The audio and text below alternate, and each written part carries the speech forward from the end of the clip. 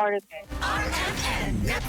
Samantala, ang PNP nilinaw na walang krimen sa nangyaring insidente sa Las Piñas kundi isa lamang insidente ng pagtanggi ng driver na pasakayin ang mga menor de edad.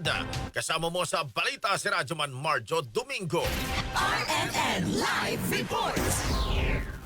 Nilinaw na PNP Chief General Jose Melencio Nartates Jr. na walang krimen sa nangyaring insidente na nag-viral noong May 2 sa kahabaan ng Alabang Zapote Road sa Barangay Almanza 1, Las Piñas City. Nabatid na ito ay kinasasangkutan ng mga menor de edad na umano'y nagtangkang sumakay at manggulo sa mga pasahero ng isang pampasaherong jeep. Ayon kay Nartates, hindi ito isang kaso ng pagnanakaw, kundi isa lamang insidente ng pagtanggi ng driver na pasakayin ng mga kabataan. Sumasakay, nag-refuse yung driver. So, nandiyan naman ang police to investigate of what really happened. It is not a case of robbery. It is not a case of kung anong kaso.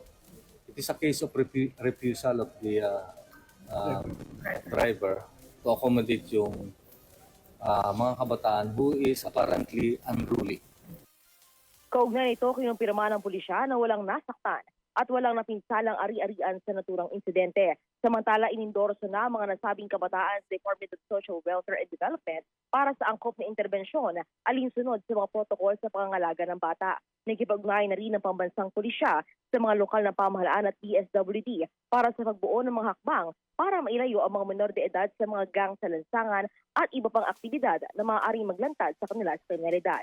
Kasama mo sa DZXL Ormen Manila, Radyoman Marjo Domingo sa Talk RMN.